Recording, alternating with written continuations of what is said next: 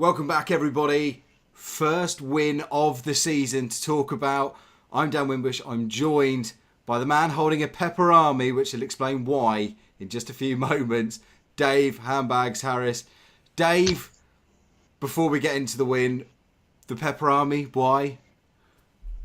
Because I thought Joey Vandenberg was absolutely brilliant tonight, and he was a bit of an animal in the middle of that pitch. There you go. Good reason as any. Well, more importantly, 3 points. Best performance of the season so far? Oh, easily by a long, long way. Best performance probably under the Amsterdam's Wow. managership.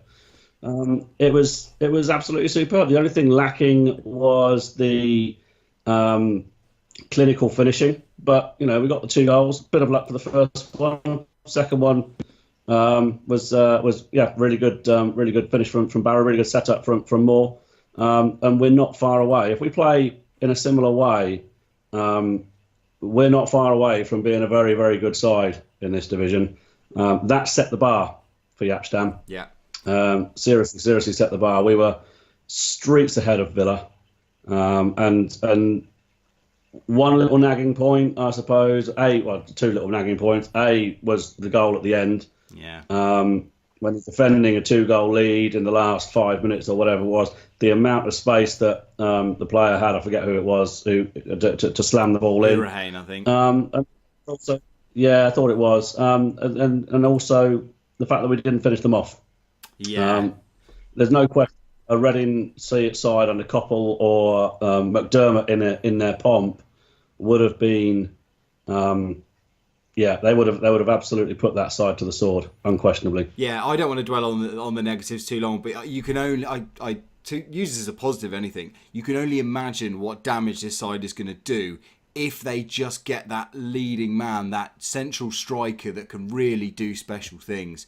I know, unfortunately, Yapstam has rubbished the link to Shane Long, sadly, but that type of striker, if they had that focal point of the attack with the options they've not just got available now, but are coming back to fitness, they could be frightening. They're ahead of schedule for me, Dave, and where I thought, if I looked at these first 3 fixtures, I thought 3 points would be a pretty good haul from it. So to get 4, especially after losing comfortably on the opening day, really pleasing and a real morale boost.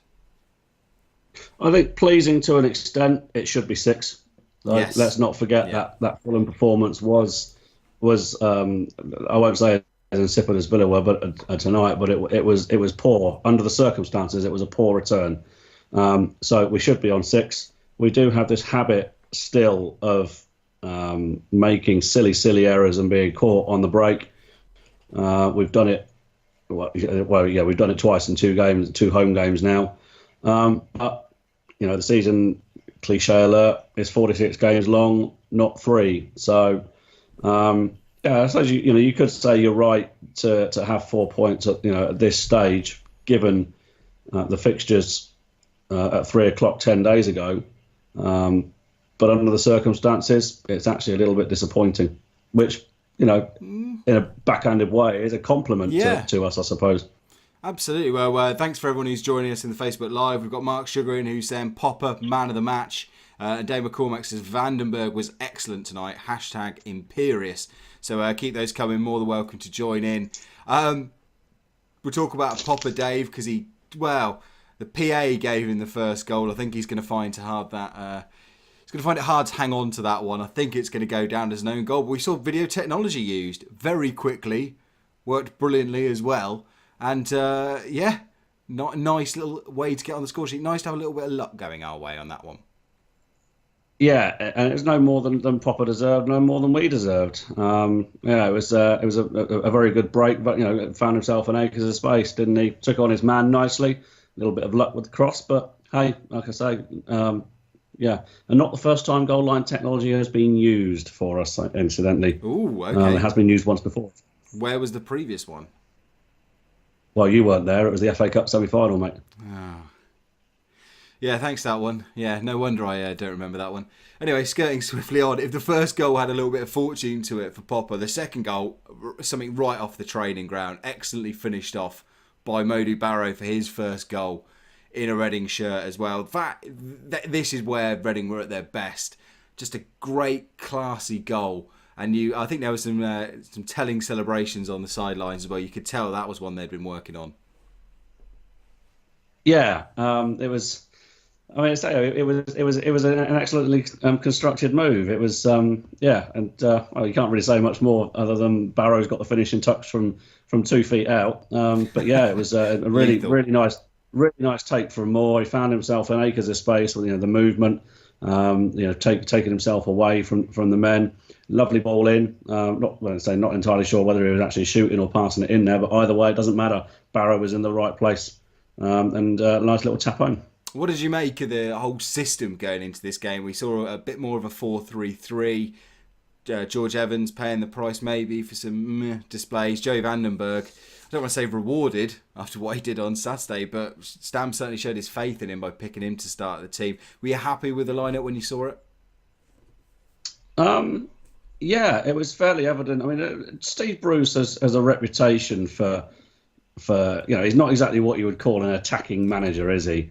And when you look at Villa's back line, particularly the central defensive pair, they're not exactly blessed with pace, and it was evident what we were trying to do with Clement, Popper, and Barrow as the leading three, Swift and Kelly just behind, very advanced, and it worked. It worked an absolute treat. It was a joy to watch possession football with players who were comfortable receiving the ball in tight spaces, little knocking around, passing movement. It was what we come to expect from passing football, and it was really, really good to watch. And with that solid base, I mean, let's not go overboard, because Villa didn't exactly show a great deal of intent. They had very, very little of the ball to do so. It was evident what they were doing. Yeah, was waiting to get the ball.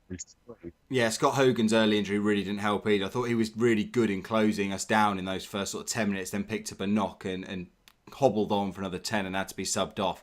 And that really handed us a real impetus, because Gabby Agbonlahor is average at best now, isn't he? Pretty much, yeah. It did. It handed us much more of the impetus, you're right. But at the same time, as I say, with Joey Vandenberg, I mean, you've asked me for the ratings beforehand. I've given him an 8. And that is by far and away, I think, his best performance in a Reading shirt. His mind was in the right place. He was everywhere, everywhere that he needed to be, just in front of that back four, just in front of McShane and Moore. And Villa, whenever they came up against him, rarely won the battle. He was absolutely imperious, and it was evident also when he left the pitch that gaping hole that Evans was supposed to be filling, and it was there where, if Vandenberg was still on the pitch, I don't think Villa would have scored that goal. Let's ignore the foul throw for a start, but the little knockdown to between 12 and 18 yards was just a horrible gaping hole. When it was disappointing when you're defending a 2-0 lead and you leave that amount of space in around your penalty area. It's those little things that really we need to mop up, and it invited pressure, and we didn't need to do that. Yeah, Hourihane gets Villa back in it with about, I think, 3 minutes left on the clock, and to be fair to them, they had a glorious chance to make it 2-2. Real biting fingernail stuff, getting a free kick about 18 yards out in the centre of the box. Fortunately, slammed straight into the wall. So we got away with that one, but I did have dreadful flashbacks of Fulham. So yeah, it wasn't flawless, especially at 2-0. You really would have liked to see Reading see that one out. But we talked about the ratings. I'll get them up now on the screen, and it's fascinating. I find our player ratings brilliant, because everybody has completely different ideas and things they see of the game. I've not given anyone below a 6, and this is by our Tilehurst End podcast website, even ratings, where 6 is good. As in, if you've getting a 6, you've had a good day. I think you can hold your head up high, and you get a high five when you come back. And 7s is great. You're in contention for that Man of the Match award. So yeah, I've handed out 6s to everyone except for Blackett, Moore, McShane, and Swift, who all get 7s. You, Dave, you've been a bit more generous. Lots more 7s for you. Mannone, Moore, McShane, Kelly, Swift, Popper, and Barrow all getting 7s for you. Joe Vandenberg gets an 8. You're clear man of the match there. But Tyler Blackett a 5. I thought Tyler Blackett had a good game. Tyler Blackett had a good game. Let's not remember that a 5 on the Tilehurst End is, he's done his job. He's done it unspectacularly. He did have a decent game, But for Tyler Blackett to move up, I just think he's a player that looks like he could potentially be a better attacking outlet than what he actually is. He's good with the ball at his feet, but he just doesn't back himself. And as an attacking outlet today, I don't think, given the way that Villa set up, he offered enough going forward. Maybe that's not his natural game. Maybe I've been a little bit harsh, but as a 5, I thought it was typical Blackett fare, no more, no less. Yeah, I thought he was good. I thought he was certainly better than he was at the weekend. I thought he got forward. I thought he put in some nice little balls. Just didn't quite come off. And like I said, I thought he kept Villa quite quiet all night. Although, Villa in the first, 5 minutes is a bit of a cock-up involving Joey. And they get through on goal. I think it's Green who missed the one-on-one. He then got himself booked and just generally had a bit of a mare.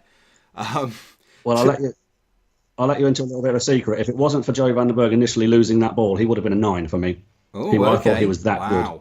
Wow, that is lofty praise indeed. Especially, I don't know how many people would have thought we'd be sat here talking about Joey van den Berg 9 out of 10, given what happened on Saturday as well. But yeah, I mean, it goes to show. You said nobody really, except for one player and some substitutes, getting below a 6.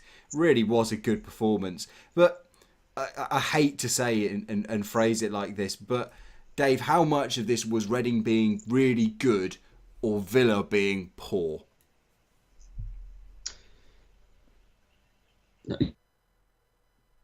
You can only play against what you've got in front of you, and Villa's set up. The way they set up to play against us, as we said before, was just so obvious. They allowed us the ball.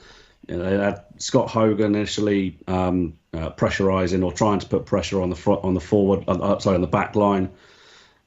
The fact that we sprung a little bit of a surprise on Villa with the way in which with the personnel. I don't think they necessarily expected to see Clement playing centrally. No. They wouldn't have expected to have seen Barrow and Popper playing necessarily. We've done the right thing. Jaap Stam is out for Steve Bruce, battle of the ex-United defenders. How good of it? Villa were poor. Let's not beat around the bush. But that is as much to do with Steve Bruce's failings and the way that he set up Villa to just sit back, allow us the ball, than it was as us being good. Let's not get too carried away with this. It's a performance in isolation, but at the same time, we have thoroughly outplayed them, and there are many teams that did that last season, and we struggled against them, and we've made Villa look very ordinary with a quite dynamic performance today. Like I say, that's set the bar against teams that set up like that. Absolutely. A few more comments in the show. Again, thanks everyone joining us. Tony Dempsey says, considering the money they've spent and the players they have, they are so poor. Some praise coming in from Odie Barrow. Ben Raddy says Barrow was excellent today. Could be a real steal for £1.5 million.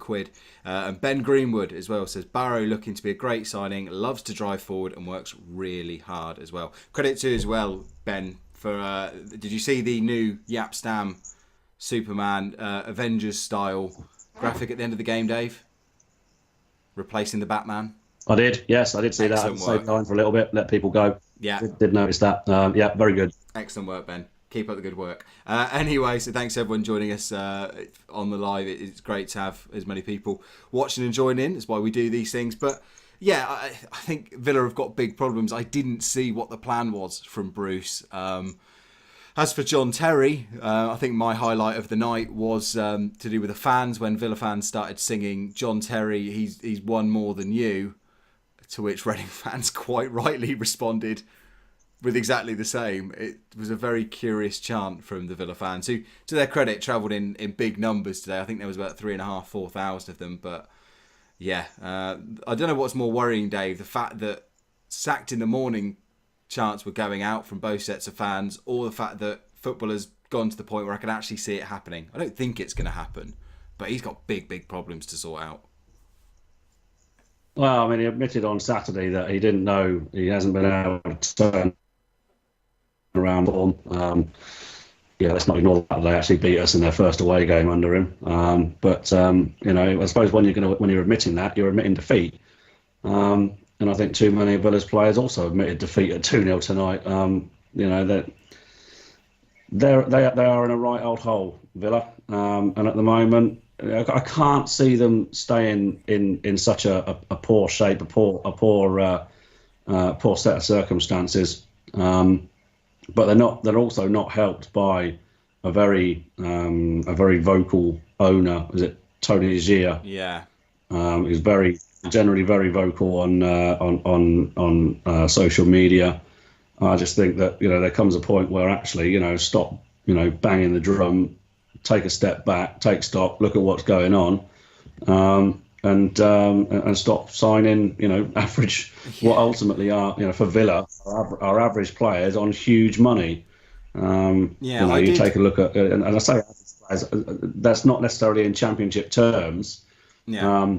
Because I don't think Honohurahan is an average player. I don't think Albert Adoma is an average player. John Terry certainly isn't an average player. No. He probably is at Premier League level now. But there is something seriously wrong at that club. And when they've got players who are decent championship quality, overpriced, let's not get away from that.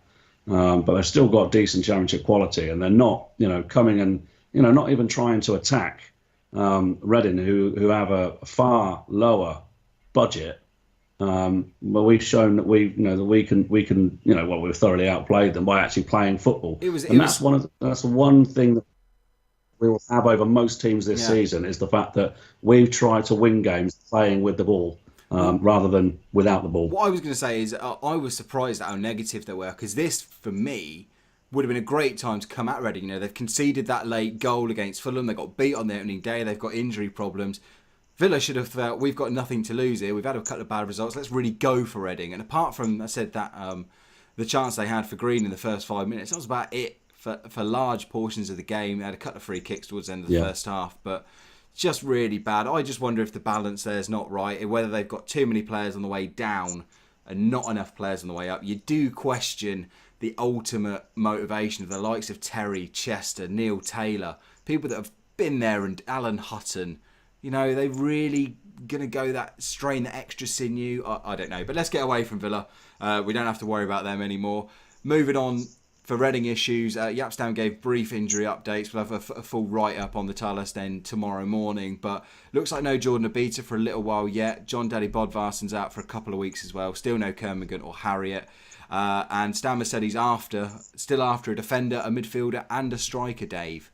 So more reinforcements hopefully on the way. But what happens for when Reading go to Deepdale on Saturday? Do they set up exactly the same way they did today? Or would you maybe go and play that 5 at the back again? Well, it's stick or twist, isn't it? I'm genuinely not sure. I mean, Preston. I mean, if this was Simon Grayson, Preston, I would have said, stick to the same, because Preston they'd be more.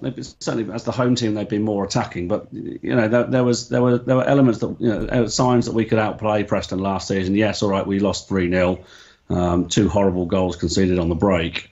But I'd be tempted to stick with the same lineup and work at Preston's weaknesses. They're a decent enough side, Preston, but they're not, with all due respect, anything special. And there's no reason, if we play similar to the way that we played tonight, why we can't do them with the personnel that we had. Yeah, and this is the big question for me for Yapstam this season, is getting a more consistent away performance. We saw the good results, that the likes of the win at Villa Park last year, but we also saw the horrible capitulations at Carrow Road, at Griffin Park, at St James's Park. I want to see that they're getting these results. Even QPR in the first day of the season, that could easily have been 4 or 5-0. They need to show they can go away from home and play with the same pomp and confidence. The players coming back from injury will help that. It was great to see Gareth McCleary, Roy Behrens getting minutes tonight, even if they weren't particularly impressive. But, there was one moment when McCleary was put clean through, and you could just tell he had a very rusty touch. Otherwise, he would have buried it and made it 3-0. So Hopefully. He was rusty all over. Yeah. So uncharacteristic mistakes. Absolutely. It was him that gave away the free kick in the D. He gave away a free kick about 5 minutes, about 30 seconds to a minute before, which gave them the opportunity to sling the ball in the box. Very rusty from McCleary, and which is why I gave him a 4. The encouraging thing, though, overall is, I wrote about this playoff hangover that I expected us to have, and we seem just tonight alone, just that hangover seems to be lifting. We've had our Lucozade, we've had our painkillers, we've had a bacon butty, and we're just starting to feel better again. And it's time to get tucked into a big meal and really give this a go. I said if we get those signings, just avoid a bit. I'm not saying we need to go to deep down and win, but I think we just need to avoid a solid defeat, even if we just get pipped. 2-1, 1-0. Put in that good performance, hopefully get a positive result. And then really, so far, I mean, the way the Championship's looking, there are lots of spots up for grabs, although you do have to worry looking at some of the results today. Wolves winning their 3rd game in a row, Borough have won again. Neil Warnock seems to be working his old magic at Cardiff as well. So, there's going to be a fair bit of competition, but nothing that's out of our league. No, absolutely not. You're looking at a couple of those clubs who are really heavy spenders in Wolves and Borough, and they are expected to be up there. But then you could say that for probably half a dozen, probably anything up to a dozen clubs. But I don't know how true this is. I did read something a little earlier that suggested that we were the 4th highest spenders in the Championship. I found slightly remarkable. I don't know how true. I haven't even checked to verify that yet. Yeah, well, but when you look historically over the last couple of years, you look at the likes of Derby, certainly Wolves, certainly Borough. You look at those clubs. I can't see that is strictly true. I know our wages. Wages have been very high. We've been consistently amongst the top 6 to 8 in the Championship for wage spending. In terms of transfer spending this summer, I think it depends what figures you're using for spending. I think Monone was up to, was it 2.5, 3? Bakuna 1.5 to 3, depending on what you read. Bodvarsson exactly the same. I think if you go on the top end of those things, you could actually say that Reading maybe have spent best part of 10 million quid this summer. I don't think it's going to be anywhere near that. Yeah. I think it'll be loaded with incentives and part payments and things like that. But who knows in this world of undisclosed transfers.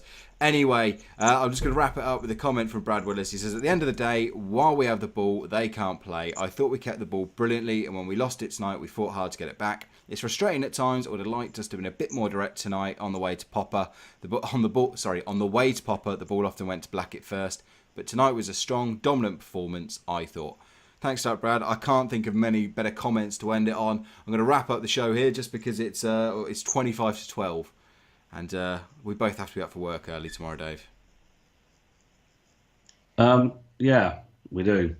But let's bask in the golden glow of victory. Absolutely. It's one of those mornings where you relish reading everything to do with it. And don't worry, we'll have a full match report. You can read Mark's ratings, how he's ranked them out of 10 as well tomorrow morning. We'll have lots of bits and pieces up in the coming days. So head over to thetilesden.com.